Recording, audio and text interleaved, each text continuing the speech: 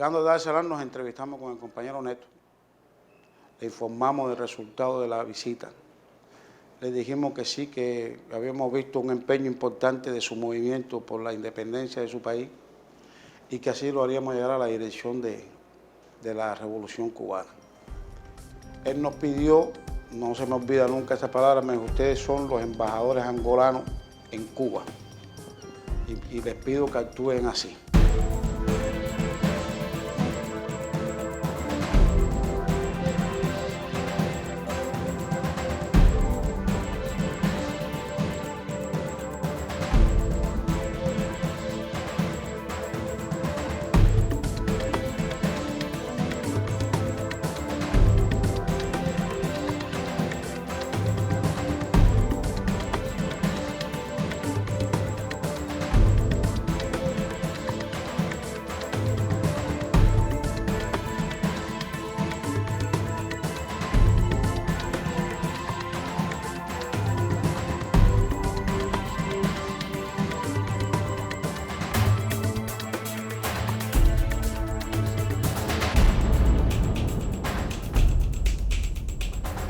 Bueno, yo era oficial de la 10ª Dirección de la FARC y cumpliendo misiones y tareas me encontraba en Guinea Ecuatorial en un control a la misión militar nuestra.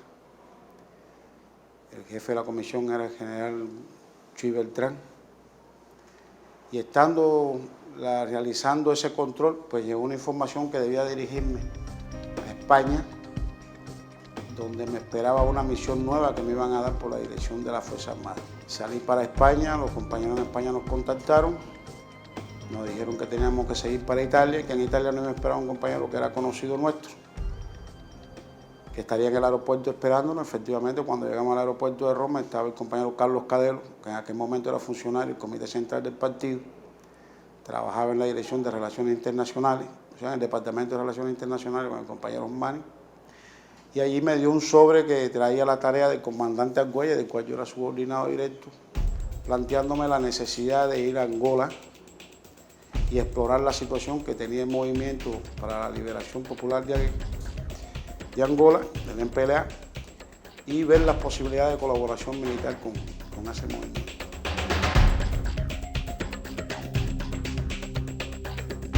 Como primeiro contato, decíamos, ver cubanos. Cadelo era um homem muito simples, muito simpático, falava muito. Me recuerdo mais de Cadelo que de Pinga. Este é um primeiro encontro, que é um encontro de, vamos dizer, de alguém que está aí como em artilharia, visitou nossa unidade e tive esta oportunidade de falar com ele, com Cadelo. En ese recorrido, bueno, vimos cuestiones muy claras. Primero, que efectivamente había un apoyo importante de parte de la población al MPLA. Y llegamos a la conclusión que valía la pena, además por el peligro que veíamos de la presencia militar de Zaire dentro de Angola, recomendar la ayuda militar que estaban solicitando los compañeros del MPLA.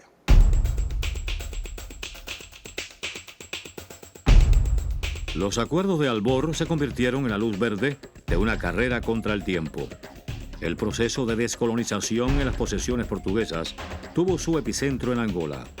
Las potencialidades económicas y peculiaridades sociopolíticas de ese punto africano lo convertían en la manzana de la discordia que aportaba el decadente régimen lusitano. Se había recibido una solicitud del doctor Neto, dirigente máximo del movimiento, de ayuda, pero no estaba bien claro cómo podía ser esa ayuda. Lo que él expresaba, siempre nosotros pensábamos que no abarcaba las necesidades, por los datos que teníamos, no confirmados.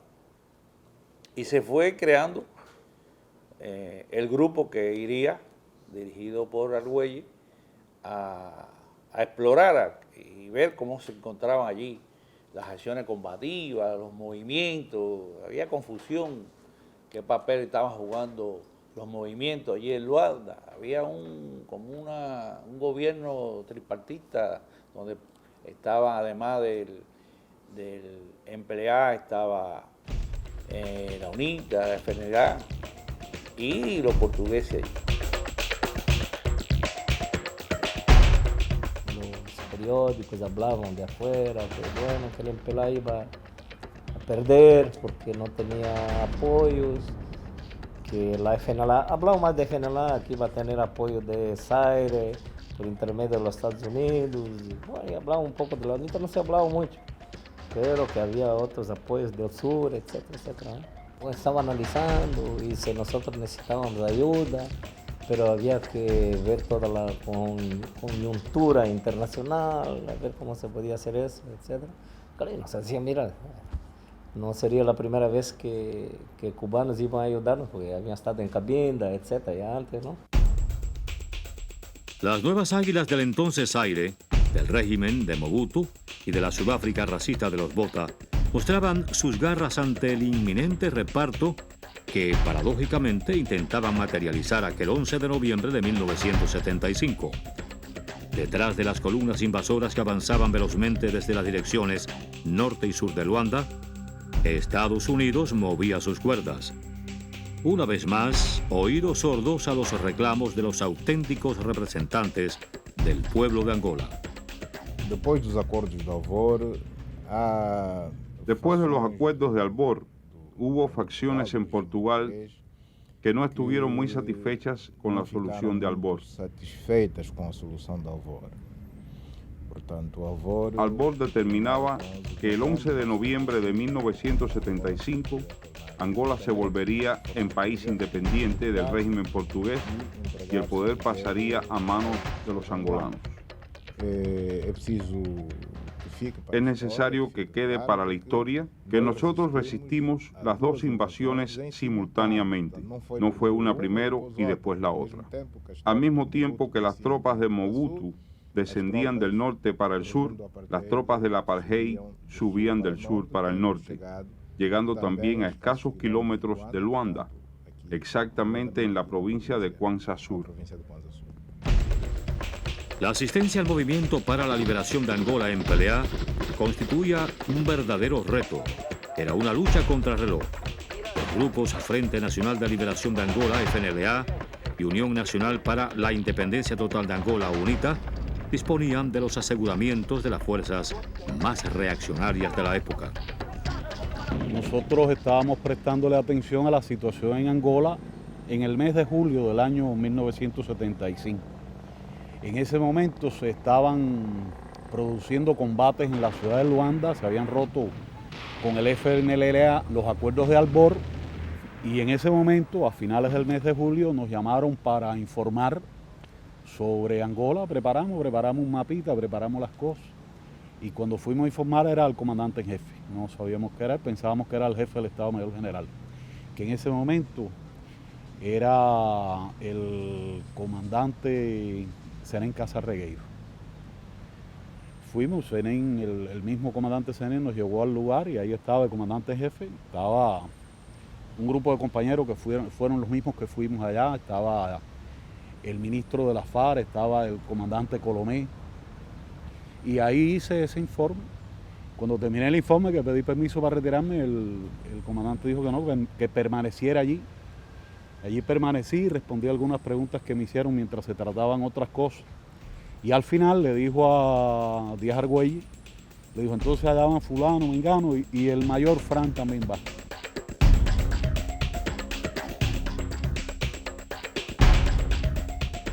Yo era el segundo de Díaz Argüelles en la 10ª dirección, y cuando regresé de una misión en la Unión Soviética, me encontré una notica de Díaz Argüelles que me decía que había sido designado por el comandante en jefe para cumplir una misión internacionalista en Angola y que yo me quedaba al frente de la dirección. Y efectivamente salimos el 25 de julio a las 5 de la tarde, salimos del aeropuerto de Rancho Cuyo. Incluso en el aeropuerto a las 12 de la noche, en el avión a las 12 de la noche, los cubanos estaban, por supuesto, eufóricos, ¿no? Incluso a las aeromosas venían a brindarnos tragos, a hacer un brindis, etcétera, y nosotros diciendo que no. Y yo llegué a pensar que la gente creería que éramos gusanos, que éramos de verdad, porque no participábamos en aquella cuestión, ¿no? Pero bueno, llegamos a Lisboa. Y nos dimos la tarea entonces de preparar las condiciones para pasar para Angola, para Luanda. Y realmente no recibíamos el visto bueno, la confirmación para pasar para él. Y nos avisaron que cuando llegamos allá a la embajada estaba el comandante Argüelles, que había llegado un grupo de compañeros con Gondín, Fernando Gondín, Chue, Chocolá, Fran Llanes y Méndez Fraga, que eran los que constituían el grupo que él llevaba. Entonces, efectivamente, tuvimos una reunión con Argüelles, le informamos la situación, etcétera, etcétera, y a partir de ahí cogió el mando, ¿no? Lógico. Y unos días después se decidió que saliéramos para allá, para Luanda. Por estas mismas puertas del hoy Aeropuerto Internacional de Luanda, 4 de febrero, hace más de 30 años desembarcaron los jefes cubanos que coordinaron la recepción y distribución de los primeros instructores. Al frente de la avanzada estuvo el primer comandante Raúl Díaz Argüelles García. Llegamos allá a Luanda, llegamos casi, no nos estaban esperando, y tuvimos que gestionar la llegada, y el encuentro no fue fácil. Nos alojaron allí en una casa un poco clandestino y empezaron los contactos con Néstor. Bueno, como vivíamos en la casa nos veíamos a la hora del almuerzo y en otras reuniones, analizando la situación. Él nos explicaba lo que estaba pasando, sus ideas de cómo era. Nosotros fuimos conformando más o menos cómo podía materializarse la ayuda, cómo podía ser, en qué frente. Pero queríamos ver un poco más el terreno y la característica de las acciones. La misión tenía 3 objetivos fundamentales. Uno de ellos, precisar la situación que había allí, cuál era realmente la situación, porque lo que nosotros teníamos era información fragmentada, en algunos casos contradictoria. También llevarle una ayuda al MPLA y precisar con la dirección del MPLA cuál era la ayuda de asesoramiento, la ayuda militar que ellos estaban pidiendo y que ellos necesitaban, y hacer una propuesta al respecto. Argüelles le explicó cuál era la variante más rápida, porque el tiempo apremiaba. La guerra todo es un problema de tiempo, y veíamos que el tiempo para la independencia y los plazos que había para nosotros llegar con la ayuda eran muy pobres. Después de estas reuniones con el MPLA, prácticamente, independientemente de un recorrido que hicimos juntos por la ciudad, se hicieron contactos por especialistas. Yo tengo un encuentro de trabajo con un compañero designado por el MPLA que es de la Marina Mercante, y él es el que particulariza la ayuda que pudiera darse desde el punto de vista de Marina. Yo tengo necesidad de traer información precisamente para las futuras acciones. Y con este compañero del MPLA, yo entro en la base naval portuguesa. Ahí en la base naval portuguesa vamos al lugar de las cartas náuticas y yo pido catálogos, pido todas las cartas náuticas de Angola, incluyendo los puertos, o sea, Lobito, Puerto Amboy, Luanda, los cuarterones, o sea, que no son más que ya lo que es una carta general llevada a tramos, y toda esa información yo la pude traer a Cuba. Tras el análisis preliminar en torno a las condiciones existentes en Angola y sobre las posibles ubicaciones de los 4 centros de instrucción revolucionarias, CIR, que llevarían especialistas militares y todo el armamento de Cuba, había que definir cuanto antes el orden y la magnitud de esta ayuda. Así se desató una gran operación de preparación aquí en Cuba. Fue una operación compartimentada, una operación que el ministro de la FARC escogió un grupo pequeño de oficiales de diferentes direcciones y se recorrió el país para seleccionar, o sea, seleccionar el personal. que iban a ir, los jefes que iban a ir, y se conformó casi un promedio de 480 compañeros de diferentes unidades. O sea, jefe de pelotones, compañía, batallones y la dirección de las escuelas. Había que concentrar armamento, equipamiento, porque los acuerdos eran que nosotros llevábamos armamento para todos los alumnos y también víveres para todos los alumnos para ese tiempo. Ellos tenían una situación difícil con los abastecimientos, con la logística. Es decir, que nosotros prácticamente lo tuvimos que llevar todo. El día D, el 11 de noviembre, estaba a menos de 80 días. Comenzaba a materializarse la ayuda solidaria cubana con el más valioso de todos los capitales, el humano. Empieza desde el primer momento Mobutu ayudando al FNLA a invadir por el norte, la CIA a darle armamento y dinero a Holden Roberto y también a Savimbi, más tarde ya Sudáfrica, entrenando a fuerzas de ambos contra el MPLA. Y en realidad los acuerdos de Albor no se cumplen. Se inicia una guerra civil en el país. Ya los acuerdos de Albor no funcionan, ni Portugal lo ha hecho funcionar, porque Portugal no se mete en el asunto. Se queda como neutral cuando es el poder constituido, el que representa el poder, hasta que no se vaya. Es así que el MPLA nos pide colaboración. Ellos piensan en unos 100 instructores, pero piensan en instructores dispersos, 3 por aquí, 5 por allá, 4 por allá, lo cual hubiera sido una locura, porque serían hombres indefensos prácticamente, perdidos en aquel inmenso continente. Regresa Díaz Argüelles y se aprueba aquí darle una ayuda pero sustancial. 500 instructores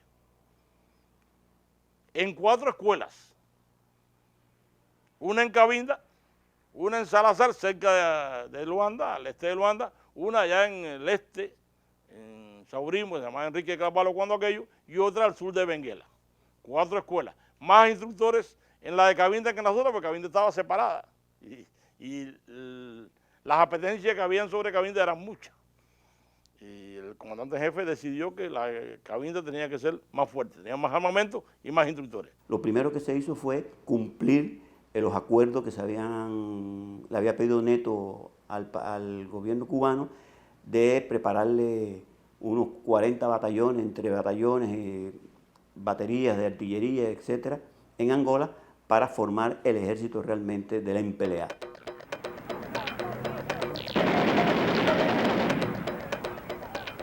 Nosotros en junio de 1975 fuimos llamados por la Dirección de África, por el embajador Colombier y el director Oscar Orama, a un grupo de compañeros, 4 compañeros, para ir al Congo a reforzar el trabajo de la embajada que iba a participar en una operación que se iba a realizar de apoyo al MPLA.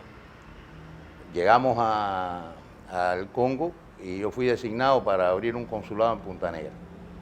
Sea un consulado apresuradamente, quizás rompiendo un poco las reglas de las aperturas normales, pero la premura del tiempo hizo y la necesidad política de tenerlo fue lo que propició esta situación.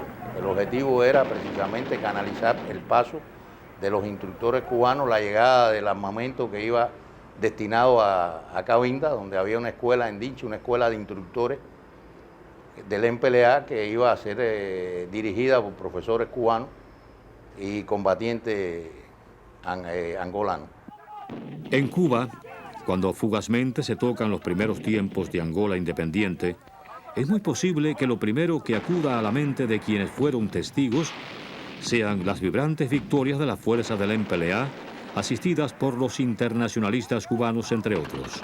Sin embargo, cuando hay espacio para la más mínima reflexión, al menos en la mayor isla del Caribe, resulta impresionante e ineludible la efectividad y el sincronismo riguroso del aparato logístico que creó el Estado cubano para enfrentar esa contienda.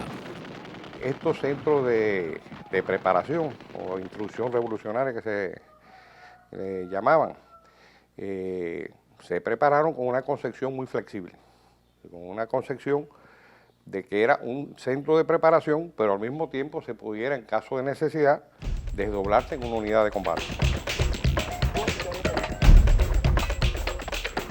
En los primeros momentos nosotros hicimos contacto con algunos dirigentes del MPLA por indicaciones de Argüelles, como es Lucio Lara, como es el compañero Chieto, jefe de Estado Mayor General. Era necesario ese tipo de contacto y también con algunos otros oficiales de la FAPLA que ya estaban más directamente vinculados a las acciones que se estaban dando en aquellos momentos. Posteriormente nosotros recibimos la misión de ir a reconocer Puerto Amboy. Creo que es algo que es importante mencionar porque era un lugar muy importante para nosotros porque ahí íbamos a tener nosotros el desembarco de los barcos nuestros. Ahí iban a venir los hombres nuestros, iban a venir el armamento, los alimentos y nosotros logramos hacer conjuntamente con el compañero Portal la coordinación para que no existieran problemas. Así fue. Angola, sin pasar aún el umbral de las naciones independientes, comenzaba a formar parte de los intereses de la maquinaria propagandística de Occidente. Había que preparar al llamado mundo civilizado de entonces para la nueva cruzada contra el comunismo. En aquella fase, si nosotros no tuviésemos la cooperación, ¿cuánto tiempo necesitaríamos para que Angola tuviera su liberación total? Porque era muy difícil, mismo sudafricanos. Porque era muy difícil. Los mismos sudafricanos y las demás fuerzas fascistas tenían muchos recursos. Radicaban en Angola, en las provincias, en los municipios, como si estuvieran en su propia tierra. Mas bastó llegar en cubanos. Fue muy fácil. Más bastó que llegaran los cubanos y las cosas se tornaran más fáciles. Yo tengo este testimonio positivo y digo que esa colaboración costó mucha sangre, costó vidas humanas y muchos recursos materiales, pero esa colaboración de hermandad nunca podrá romperse. Nunca ha de quebrar. Mientras se manipulaban estados de opinión a través de influyentes medios, a un cuarto de vuelta al mundo, justo en la capital de la mayor isla del Caribe, se tomaban decisiones históricas que años más tarde fueron determinantes en los destinos de las principales naciones del África Austral. The apartheid South African forces, which were considered las fuerzas del apartheid sudafricano, the strongest army in this part of Africa, que era el ejército más poderoso en esta parte del continente, was defeated. Fue derrotado. We in Namibia, nosotros en Namibia, look at the Angolan combatants, the Cuban combatants, vemos los combatientes angolanos, the Namibian cubanos, combatants, también los namibios, as comrades who really fought together, como camaradas que realmente pelearon juntos, in bringing about the freedom and the independence to our country. Y que trajeron la libertad y la independencia a nuestra nación.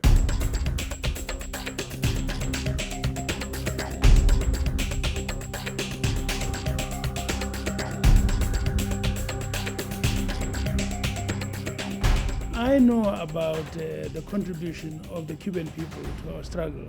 Yo conozco muy bien la contribución del pueblo cubano a nuestra lucha. From the accounts of many of our comrades. Por lo que me han relatado muchos de mis compañeros. Some of whom trained in Cuba. Algunos de los cuales se entrenaron en Cuba. But the vast majority of whom. Pero la mayoría de ellos. Were in the battlefield with estaban en las trincheras con los cubanos. Internationalist forces in Angola. Con los internacionalistas cubanos en Angola. All of us South Africans. Todos los sudafricanos. Have immense respect and tenemos un inmenso respeto y admiración for the role por el papel y la actuación of the Cuban internationalist de los forces. internacionalistas cubanos. Se reafirmaba la vocación internacionalista de los cubanos que asumen como deberes propios la defensa de la patria y de la causa revolucionaria en cualquier rincón del planeta. Sin embargo, siempre se tuvo en cuenta y se respetó la decisión soberana de cada uno de los cerca de 400.000 cubanos que participaron en la epopeya de Angola. Todos actuaron con fidelidad a los idearios bolivariano y martiano en relación con América y con el legado del legendario Che Guevara, símbolo universal de la lucha antiimperialista. Directo o indirectamente. Directa o indirectamente, antes de la independencia, el gobierno cubano siempre estuvo del lado de los angolanos. A escolha Fue importante la elección de Cuba por parte de Angola para el auxilio en la defensa de su soberanía. em Cuba. Cuba es un país que está lejos de Angola, Porque tinha os pero laços con lazos profundamente importantes. Os cubanos Los cubanos serían las personas, el pueblo más adecuado que podía defender la soberanía de los angolanos por voluntad de sus propios hijos, por los lazos que históricamente no pueden ser olvidados. esquecido.